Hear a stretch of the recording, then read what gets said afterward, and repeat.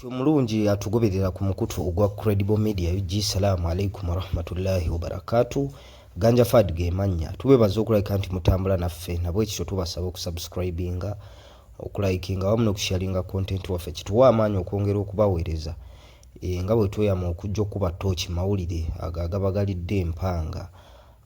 mu ggwanga Uganda. Ne leero tuzze okulika nti tudiscussing ebintu nga bitambula okusingira ddala. Leero tugenda kutambula na speaker Anita Amongi. Onaku olwajjo we yabadde asharinga parliament obanga akubiriza parliament ya raising the concern ku bintu ebibaddewo wano mu Uganda. Wiki yali wiki ewedde ekitongole kinema kyatandikawo ebikwekweto okulabika nti baffeffetta abo bonna abeesenza mu ttaka ly'entobazi. Wakati mu kuba nti ekikwekweto ekyo kyatandika, tulabye abantu bangi nnyo ng'oba oli abo babajja ku mataka gaabwe, naye amaloboozi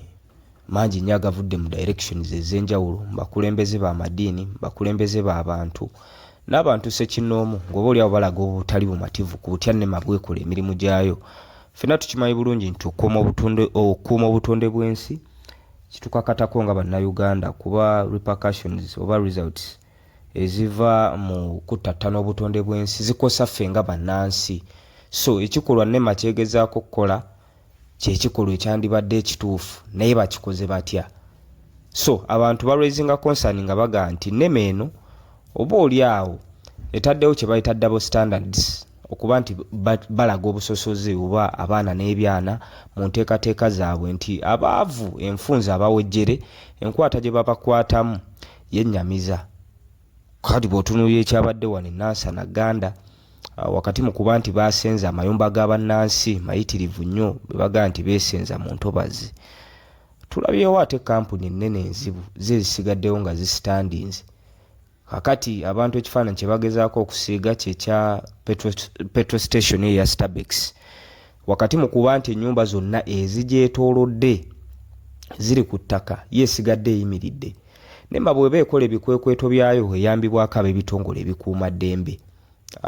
Kyokka ekisinga okulabika nti kikwasa ennaku kampuni eyo yennyini eyasigaddewo ba petrol station, bw'oyitaayitawo ekuumibwa bannamagye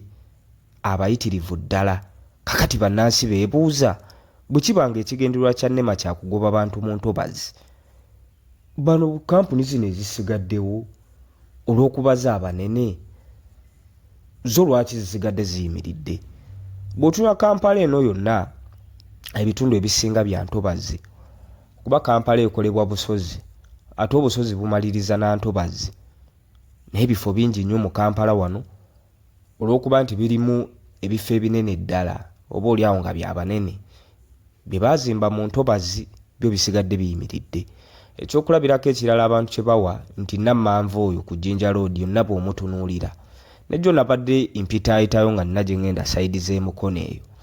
butuufu ne ntunuulira Nammanve nga toyinza butanyeenya mutwe. Ettundutundu eddene eriri awo ery'entobazi lyonna kati limaamiddwa industry. Bw'otula Bombo Road wano eyo nayo zimeruka,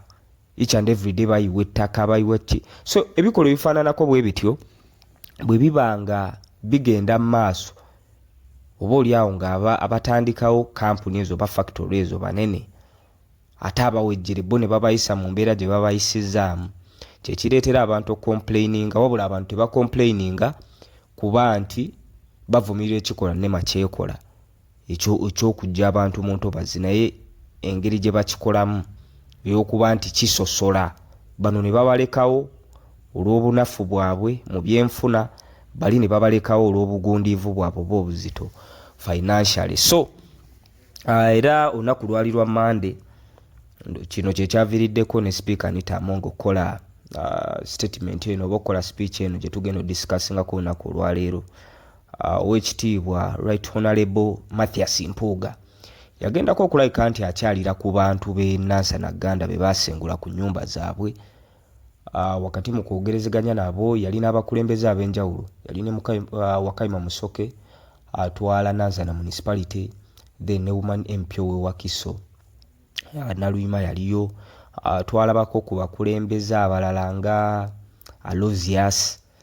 ono nga MP wa Lubaga eyo Maserengeta twalabako kwa Abubakar Kawalya oyo neighbor wa constituency eno kabulako katono nnyo oboolyawo Nema eyingireko mu constituency eya Lubaga eyo Mambuka twalabako ko ku bakulembeze abalala omukulu Mwadanku Nnyingi naye twamulabako twalabako ku Frank Kabuye nono yakulira abavubuka mu shadow minister y'ekibiina ki National Unity Platform twalabako n'abakulembeze ba local governments abenjawulo ba councillors ba mayor nga bazze okulabika nti banyolerwa wamu n'abantu b'omu Lubigi kuba embeera yonna wakati mu kuba nti yali etambudde abakulembeze balina okubeerawo n'abantu baabwe era n'ebimu bye bavumirira kulabika nti gavumenti ekola ebintu nga teteekedde bannansi kuba ensi endala bwe ziba zikola operations for instance za kuuma butonde bwansi abantu babateekera kuba munnansi asigala munnansi ate nga n'obutonde bw'ensi bulina okukuumibwa wakati mu kuba nti bukuumibwa buyamba bannansi naye ate bannansi be basinga omuzinzi mu mbeera ezifaananako bwe zito abantu bw'obasengula ku ttaka n'otabawa compensation nti bannange tubajje wano engeri gye muli bannansi mukwateyo kano mugende mutandikireko nojja buzi abruptly abantu n'obatwala nga abagwira kirabika bubi kyakubiri gavumenti esobola bateekera ensi endala ezikuzeemu zizimba settlements abantu for instance bwe kibanga ekigendera kyakuuma butonde bwansi ne babazimbira kuba bano abantu bamufuna mpola abotunulira abantu abawangaalira awo sikakasa nti waliwo omuntu omugundiivu mbyensimbi asobola okusalawo ogenda okukola ki okuwangaalira mu bitundu ebifaananako weebityo kuba ffenna tumanyi challenges ze bafeesinga for instance mbudde obwenkuba ng'obwo so ate ettaka eryo tukimanyi bulungi nti balitunda layisi era ekiritunza layisi kuba n'abalitunda bamanyi bulungi nnyo ekisookera ddala Nema factor nkulu kyakubiri n'okuwangaalirayo olw'embeera y'obudde ng'ekyuse kati ng'obudde nga bwankuba so batunda layisi era abagulayo be bamufuna mpola neyefiiriza miliyoni ze 2 miliyoni ze 3 n'atetenkanya nnyo n'ateekamu n'akayumba ka miliyoni ze nga 4-3 abaana nafuna abaana we beegeko oluba so esinga okwennyamiza abaana abawangaalidde awo emyaka egiwerera ddala 20 ne bannyaabwe twalabako abasajja baga nti baagula myaka gya 1970 omuntu aba akunukkiriza emyaka 5 ng'awangaalira awo ate ng'etteeka erifuga Nema oba etteeka erifuga eby'ettaka ligamba nti omuntu bw'awangaalira mu kifo emyaka 12 okudda waggulu omuntu tomala gajja n'omusendawo bw'atyo okitegeera so mu nteekateeka za gavumenti zonna babadde babateekera nga bamanya wawangaalirawo abantu ekyennyamiza nti bachairman baateeka emikono ku ndagaano bano abantu nga bagula n'ebyapa nga bya ntobazi ate chairman ali part of government kati wakati mu kuba chairman ali part of government ne census zino zibakola okubala abantu mukozesa chairman nga mukimanyi bulungi nnyo nti awawangaalirawo abantu mu ttaka lye mugamba nti lya Nema ate mukimanyi bulungi nti wawangaalirawo abantu balina chairman for instance ne mu covid mwali mugaba obuyambi buwunga biki mwakolagana ne ba chairman be mumanyi nti ebitundu bye balimu ate mwe mugamba bya ntobazi bitundu tebiteekeddwamu kuwangaalira abantu kati muba mutegeeza ki mu mbeera ezifaananako bwe zityo so gy'owola osonnyonyi wakati mu kugenyiwalako eyo ab'ebitongole ebikuuma ddembe ng'enkola yabyo ensangi zino tiya gaasi n'amasasi byanyuuka nnyo so sipiika yavuddewo nga mukaawo okukira omususa nga avumirira ne sekuvumirira ekikolwa ekyakoleddwa abapoliisi oba oliawo n'ab'ebitongole ebikuuma ddembe n'abagamba bannange paliamenti temuyingirira mirimu gyaffe leader of opposition yawe yakoze musango kyogenda okulabika nti alaba ku bantu be okitegeera wakati mu kuba nti abalaba mwene mu intervene nga ne mwolesa obusungu bungi nnyo era n'agamba mbu asaba gavumenti eveeyo yambe kati abantu kye beebuuza gavumenti yaani kuba ffenna tukimanyi bulungi nnyo nti gavumenti ekolebwa amasiga 3 essiga eddamuzi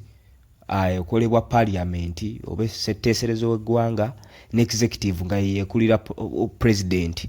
kati amasiga ago 3 ge gakola gavumenti kakati ate essiga erimu bulivayo ne lisaba gavumenti obuyambi, golowooza aba ategeeza ani? aba atategeeza pulezidenti atwala eggwanga lino, kitegeeza aba amaze okusiga ekifaananyi nti ebintu byonna ebikolebwa wano abantu bye bagaa nti bya busungu byaki ebyokusengula abantu nga tobayambyeko yadde, pulezidenti yabiri emabega. Era n'asaba poliisi n'agamba naye mutwesonyiwe, mutuveeko tukole emirimu gyaffe, lwaki mubonyaabonya bannansi? Abantu babadde tebalabanga Anita Among ng'akola statement ezo. Jjukira nti wiiki ewedde yonna tubadde tubawa amawulire wano nga gakufeffetta bali banguzi mu parliament, bintu bibadde bikyasa abantu nga bagabana ssente. Yesterday twakoze story gye twabawadde wano ng'owekitiibwa President Robert Kyagulanyi Ssentamu yavuddeyo ku social media andoze n'alaga engeri speaker oba oliawo n'omumyuka we gye babadde bagabanamu ssente nga bazigabana mu ngeri ey'okudiibuuda. Yatulaze nti obukadde bwali 5 n'omusobyo bu speaker yabukozesa okulabika nti azimba ekikomera ky'amaka ge agage ag'obwannannyini n'okuteekamu obutaala gameme. Bannange n'atulaga nti era speaker wa parliament n'omumyuka we Thomas Tayebwa baspending obukadde 5.9 mu kamu buno bwakugula generators ezibayambako mu maka gaabwe waka, abantu ne beebuuza generator kika kyezo. So ensibi w'omusolo ebadde ediibuudibwa bwetyo ng'oba oliawo abakulembeze ba parliament basirise wakati mu kuba nti babadde basirise nga beesulirayo gwa nagamba ngo okwawukanako ne speaker right honorable speaker former speaker Rebecca Kadaga nti Kadaga oba oliawo yali agezaako okuraisinga eddoboozi teyeeyisaako nga Nakibotte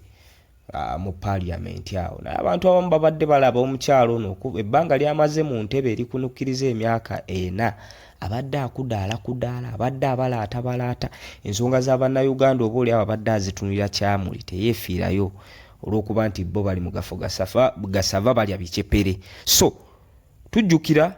nti ababaka ba parliament aba NRM 3 bali ku alimanda eruzira ensonga za kubulankanya nsimbi, era mu parliament awo nga batematema budget eno eya trillion 7.2 eyayisiddwa mbu baali bafixinga mu akasente akabwe naye nga bakolagana n'abanene mu gavumenti. Era ne wiiki ewedde tujjukira anti right honorable Joel Ssenyonyi yavaayo n'atulaga abantu abakola mu offices ez'enjawulo mu parliament ez'oba office ya speaker, office ya prime minister, mbu babadde nga bareceiving sente ku accounts zaabwe ez'enjawulo naye nga bwebamalozi receiving mu nga baze presenting eri bakama baabwe ne beebuuza sente zino lwaki zibadde ziyita mu bakozi, ye zibadde zikola mirimu ki? Bagezaako bakwestioninga bagamba nti zigenda kukola mirimu gya office ya speaker oba office ya prime minister naye nga tebali si beerufu ku mirimu ki egigenda okukolebwa. Abantu bagamba nti eyo nayo nkola yakubulizaako nsimbi ya wa musolo. So Anita Among ono ababaka 3 aba NRM basibe tulaba omubaka wa constituency Busiki akaunti Paul Akamba oyo nno ne kooti yamuwa beyiro. Kooti mu kumuwa beyiro ab'ebitongole ebikuuma ddembe ne bajja muleeya ne bamutwala bubi nnyo ebikolwa ebyakolebwanga kuba MP opposition ng'oba oliawo aba NRM basirise. Kati naye kyamutuuseeko twabalabye nga bakuba emiranga maingi simanyi MP omulamba akwatibwa mu mbeera bwetyo gwanga ni parliament nesigala ng'etuula naye bwe bakwata baalanise wanya na basegirinya parliament yasigala etudde bulungi. N'omubaka omukyala wa district y'e Lwengo Sise Donisia Namuju y'omu ku bali ku alimanda eruzira ssaawa zino naye amawulire agabongeesebwa nti bwe bacekinga ewuwe balina documents oba oliawo ezimu ze baasanga eza transaction biki ng'oba oliawo abadde emirimu gyagikolera nnyo speaker ono aliko era speaker ali ku paniki. Era abantu bagamba eno batoni gyanyiga mbu bali babadde alya nabo ebicepere abaamuwa obuwawaatiro mbu ate baabutemye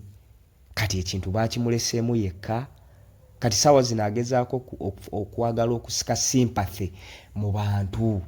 ate oba oliawo ebbanga lyonna lyamazeeko ery'emyaka in fact tegiwere ena kuba tujjukirawo ekitiibwa Jacob Oulanyah nga tannafa bwe yafa kwe kulonda ono myaka mitonotono naye abadde mu kudaaze olw'okubibwawaatira alina bingi. Saawa zino agezaako okugula sympathy era statement eyo gye yakoze bannange ebiki buli omu yeewuunyiza. Tujjukira nti omukyalo ono aliko sanctions ensinga America, ensinga UK, ensinga United Arab Emirates azaavayo ne zigaa nti ewaffe tadda n'ebintu bye byonna by'alina tubiboye lwa buli bwanguzi. Oweekitiibwa Robert Kyagulanyi Ssentamu abadde agezaako okutambulatambula mu nsi ezo abantu bagamba agenda atava ku nnyonyi. Ndowooza result si z'okugenda e UK ne mu America zitandise okulabika nti zibaako abanene ddala ebikonge binene ddala bye zikwata ne zimyumyula bannamagye ab'enjawulo baminisita ab'enjawulo bonna abeenyigira kuviira ddala mu ssaga ya Kalamojja. Ssaga zonna ezizibaawo ng'ensimbi w'omusolo ebuzaabuzibwa abantu abo bataddeko envumbo era ebintu byabwe ne bikwatibwa mu mawanga ago n'obutaddayo kulinnyayo. So anita amonge pressure weeri oba oli awo nawo twagala tutunulewo naye nga yeyo statement gye yakoze era kyakoze nnyo amawulire nnyo nnyini ddala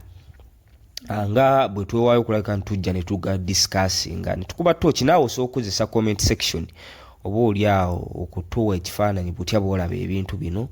Twongere okulabika nti tutambula ffenna tubeebaza abatambula naffe naye tubasaba okusubscribinga okulikinga wamu n'okusharinga content waffe. Ganja Fad ge mannya Credible Media UG gwe mukutu. Salaamu alaikum wa rahmatullahi wa barakatuh.